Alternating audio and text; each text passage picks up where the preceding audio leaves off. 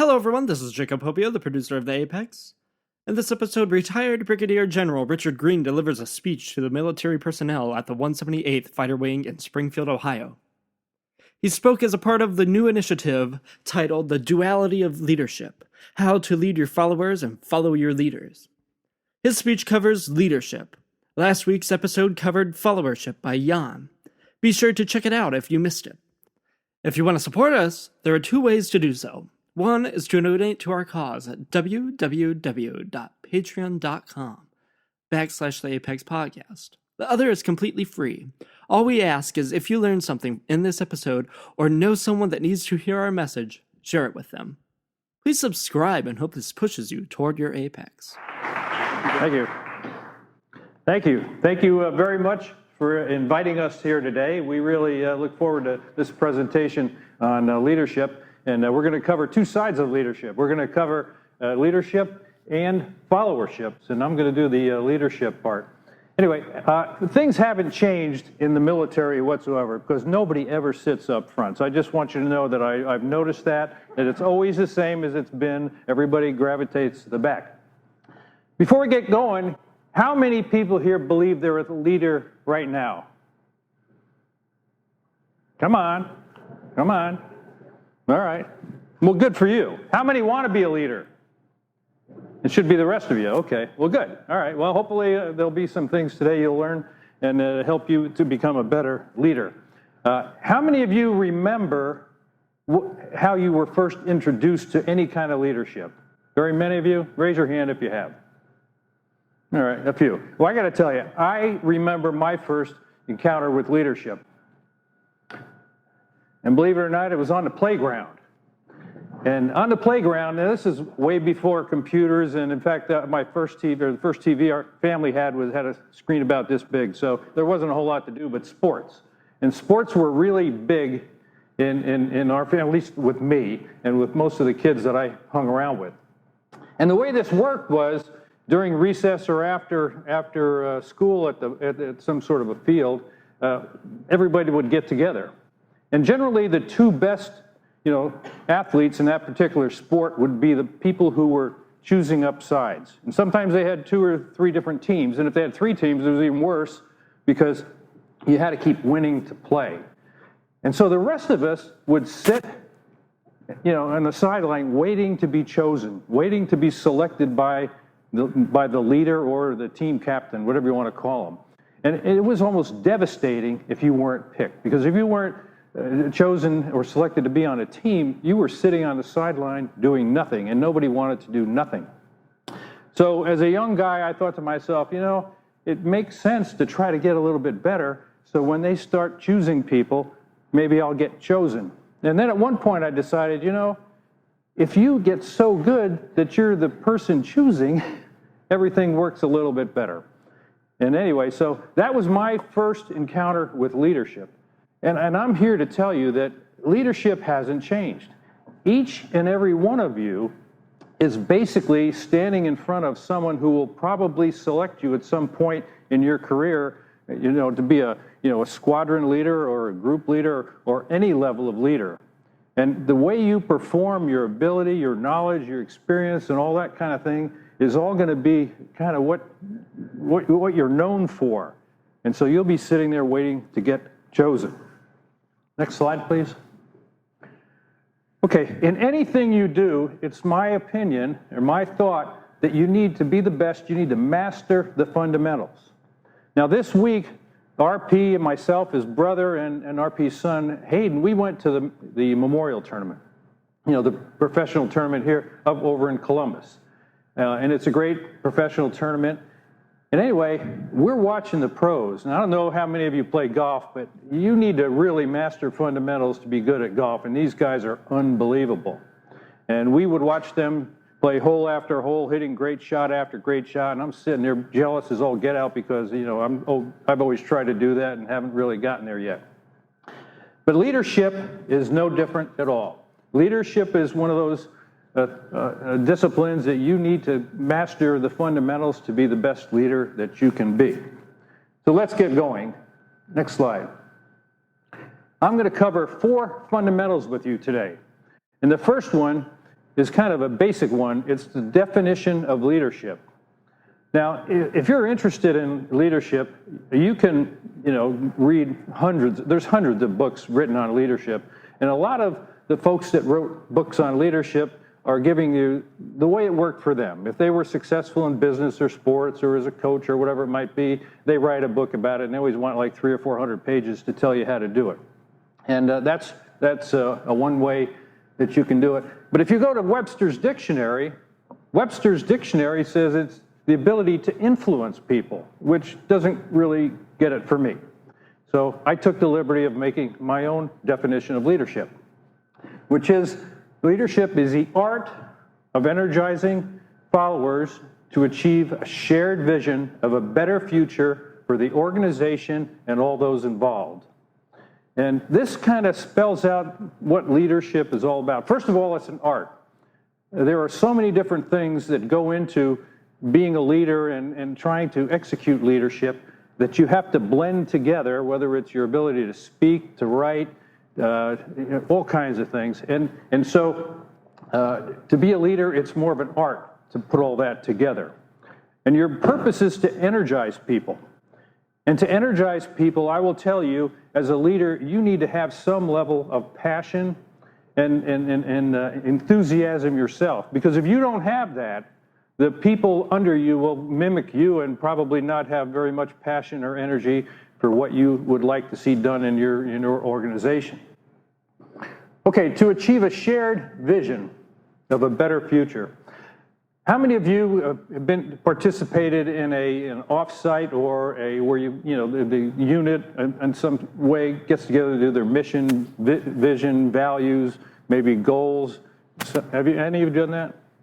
All right, a few of you.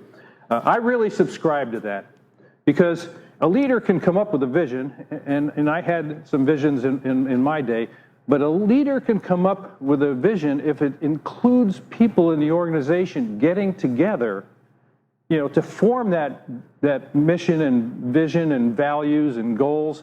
You get more buy-in and it works so much better. And then the last portion of this is a better future for the organization and all those involved. It's clear that, a mission, vision, and values would be good for an organization, but a lot of times people don't really think it needs to be good for everybody else, like the members of the organization. But trust me, it does need to include everybody. And even people that are not within the organization, the people you're dealing with from out of the organization, they have to see that what you're doing will create a better future for them. All right, next slide. Okay, fundamental number 2. To help energize and motivate followers, strong leaders need to be what I call the 3 C's. They're competent, confident, and caring. Now, the first one, you need to know the job. To be competent, you do need to know the job. Now, as a leader, you don't have to know everything. And if you don't, you need to know who the right people are in your organization. You're see the experts. And so when questions come up of things that are happening and you need to get those answers, you need to seek that from those people. You need to walk the talk. If you're the leader and you have policies and procedures and guidelines for how your unit works, as a leader, you need to walk the talk and you need to use those same things. If you're not doing it, I can tell you the folks under you will probably not do it either. So you got to follow your own rules. Another part, I think, is incompetence is feedback. Now, sometimes feedback in the military is not as regular as it should be. And I was a firm believer that feedback should be timely. In other words, when something happened with any person in your unit, you should probably chat with that person at the time. In fact, this is kind of a humorous thing, but as a 170 or 164th Squadron Commander, they used to call my office the carrot room. And the reason they called it the carrot room is because when people went in my office, they came out, they saw more clearly. So that was the way that worked. Now, there's another story. One of the generals I used to fly with, his son became a pilot in the unit. And, probably 15, 20 years after he had been in the unit, I saw him somewhere and he said, "You know what I remember about you? I remember the day you chewed me out." And I'm thinking, the day how do you remember that? Well, anyway, I just called him in the office because he was non-current. And I said, your job's to be current. And he deemed that as being chewed out. It wasn't meant to be chewing somebody out, but it was meant to just get them back on the track. Okay, confidence. You need to be confident.